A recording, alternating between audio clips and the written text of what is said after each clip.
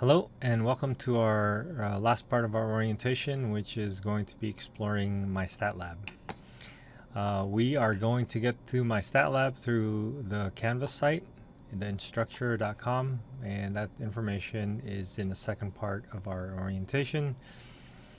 And so let's assume that we've gotten to our Canvas site and we are in our home page, which is the module set, and then the second module here is a bunch of links that go to MyStatLab. Now if you click on any one of these for the very first time, it's going to lead you through a process of logging in. So I'm going to click on just the browser check, and regardless of what you would have clicked on, you would have gotten this end user license agreement. And so you just, if you want to read through it, you can read through it. You can just accept it. And then this will get you into Pearson's MyStatLab. Now remember that when you get into this MyStatLab, that you will get billed for this inclusive access textbook and learning management system through WebSmart. So keep that in mind. So I clicked on browser check, and it looks like I need to upgrade my Flash player, my Adobe Reader, and my Java runtime environment. So I can do that a little bit later on. For now, let's just move on. So once you've logged on for the very first time, you should be able to get on here without having to press that agreement button again. So we can go back to the browser check, but let's take a look at my assignments. So load all my assignments in a new window. And here is the list of assignments that we have, along with the due dates on the side. So these due dates should correspond to the due dates in Canvas. They are technically separate entities, but they're connected through this link, and then we can get to any of these homework assignments. So let's randomly pick one. Let's pick one from maybe chapter 4, section 4.2. When you click on the homework assignment, you'll see the list of questions that you have. You can go to any one of them, and then once you click on that, there's other ways to navigate. There's a left and right button in the top middle page. You can do a pull down menu and go to a particular question that you want. For each of these questions, there's question help.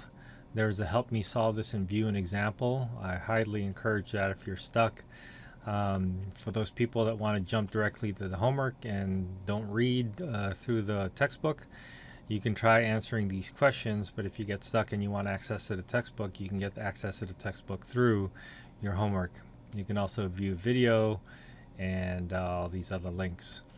Now there's this Ask My Instructor button over here, but I encourage you to save that last link after you've tried a bunch of these other ones. So going through an example or helping you solve a particular problem would probably get you through most of these assignments. It's impossible to get 5 aces. Let's do one of these problems. It says it's impossible to get 5 aces when selecting a card from a shuffled deck. Express the indicated degree of likelihood, the probability of 0 and 1 inclusive. So let's say I think it's 1/2, so 0.5 maybe. I want a decimal or an integer. I can check my answer and it says it's wrong. Let's say my answer, I think my answer is 1. Check the answer, that's also wrong. And then let's say my answer, I think my answer was 5. And if I look down here, whoops, let me show you. It says final check.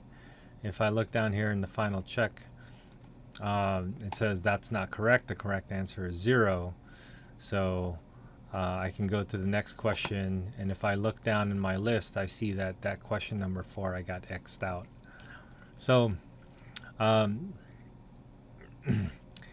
you can jump around and try to answer some of these questions.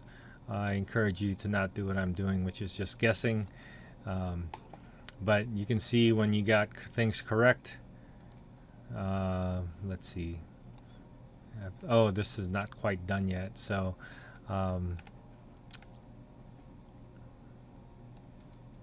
you can see when you got things correct, partially correct, or incorrect. Let's see, which of the following cannot be a probability? You can't have negative numbers. You can't have numbers bigger than 1. You can have 0. And these are, oh, there's more. I'd say those are the ones that are not. So when you look through your list, you can look through your list and see which ones you got correct, which ones you got partially correct, and which ones you got wrong. And so at any point in time, you can get out of this and come back to it. Let's say I logged out. I left there without really saving it. The neat thing about this is that it automatically saves things for you, so that if I go back to my assignments, and then I think that was section 4.2, you can see the C score 4.2. This is still a live link because it's not past the due date yet. When it goes past the due date, you'll see that it'll not be a link anymore. And then here are the questions that I have. So let's see if I can rectify one of them. Question number 4. It looks like I can do a similar question. So right now I have an X on that. If I click on similar question, it says a certain you're certain to get a queen selecting 49 cards from a shuffled deck. Express the indicated degree of likelihood between probability of 0 and 1. So if you're certain to have something to happen, that's going to have a probability of 100%, or in terms of an integer or decimal, it has 1 probability of 1. So I'll check my answer, and it says I got it correct. Now you see that X mark over here now is going to become a check, and if I take a look at my homework overall, question number 4, which used to have an X, now has a check. And so I think it's quite possible that everybody can get 100% on all these homework assignments. The only thing that's going to probably keep you from getting 100% is the time and the due dates. So a lot of times people get started with these homework assignments right before the due date, 11:59, and so they start maybe at 11 o'clock, and so they don't get the chance to finish up all the questions, and so that's probably going to be your biggest roadblock to getting 100%. Okay, so that's your homework assignments. Let's go back and take a look at some of these other links that we have. We have the assignments link. Oh, by the way, the assignment link also gets us to, let's save this.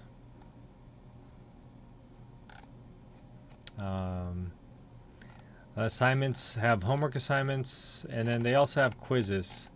And so the way to access the quizzes is right now I have the homework. If I pull down quizzes and tests, I will have the quizzes also.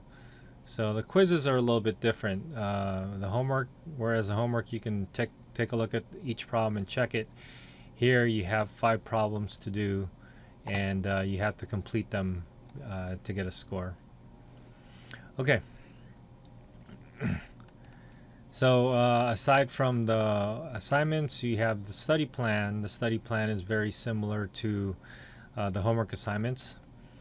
And there's a practice and quiz me. The quiz me are the ones that are getting, if you get an 80% or higher, then you've mastered that particular concept. Now you can't see it here clearly, but the best thing to do is go to all chapters and then take a look at each of these.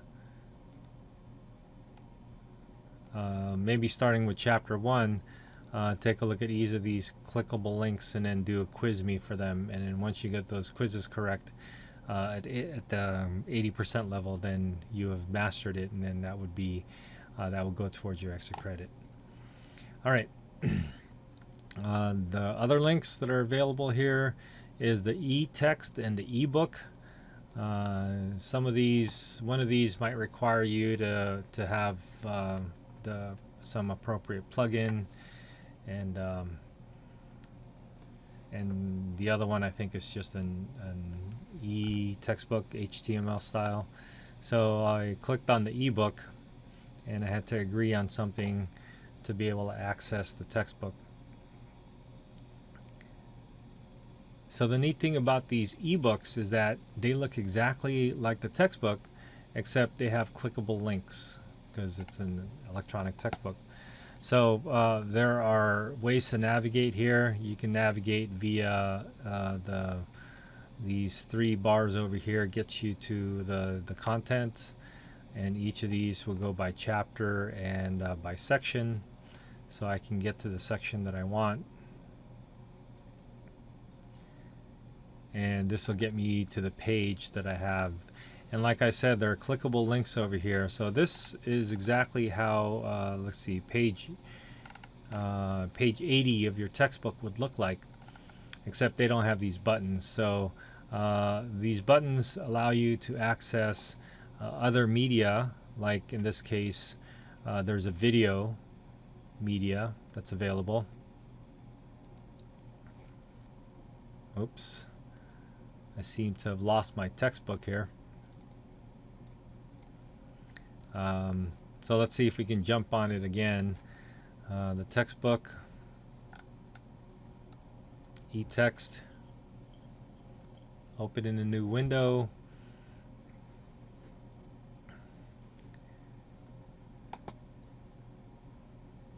So we see that there's videos, and there's these other things called animations. You can search for a particular word or page number. Let's say I want to find probability, and then it's going to get me to a bunch of links or a bunch of pages that have the word probability. So if I can click on any of these, it'll bring me directly to that page. Let's see. So the page number, page numbers are listed down here. I can just go through page by page, or I can jump around.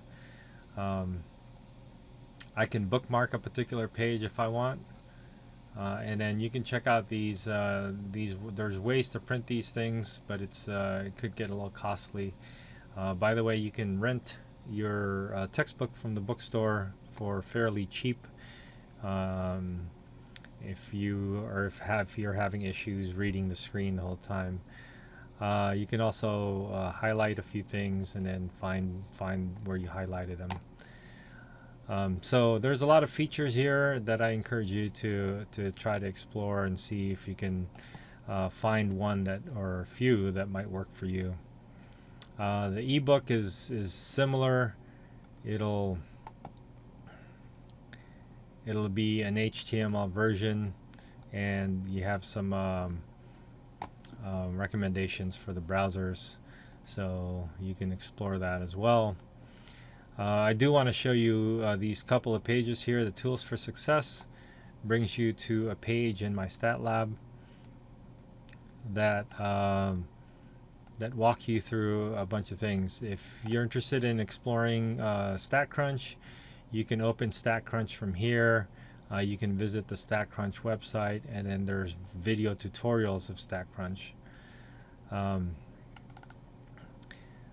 You can find the data sets that's being done in the book. You can also download StatDisk. This is the downloadable version that I was talking about. If you prefer to use Excel, you can do that also. And then there's these technology manuals and tutorials. The video tutorials are really useful. You can download the tutorials for the graphing calculator. There's some technology cards for these other programs as well. So I highly encourage that you take a look at these things. These links that are associated to your textbook. The last link that I want to show you is the Multimedia Library. So the Multimedia Library allows you to search for the types of media that work for you. So if I am working on chapter 4, for example, I can do all of chapter 4, or I can do a basic or do one of these sections. Let's say I'm doing all of chapter 4. I can find the different types of media that's available for this particular chapter, and when I do that, it has a StatCrunch ready set of commands that you can use. It has animations, a set of animations for that chapter. You can jump to the multimedia textbook directly from this multimedia search. You can download the PowerPoint presentations involved. You can take a look at the video lectures and some other video exercises. Now these video exercises are done by the publisher. They're not the ones that I do. So the ones that I do are in Canvas, but these can also be helpful if you're needing help with a particular problem in chapter 4 and my videos aren't helping much. You can search these Multimedia Library for the videos or other things that might help. So excuse me. So that's your list of Multimedia Library. So that's basically all I wanted to show you. There is this link that says MyStatLab Gradebook. I don't want you to confuse that from your actual gradebook. Your actual grades are in Canvas. And the reason why I left this gradebook here is that I have found that if you worked on a particular homework assignment and the due date has already passed, you won't be able to access those homework assignments anymore. But the best way to get to it is to review it, and the way to review it, the only way to get to it is through this gradebook. So that's really the only reason why this particular link to the MyStatLab gradebook is here, is that so you can access old homework when you're preparing for exams and such. So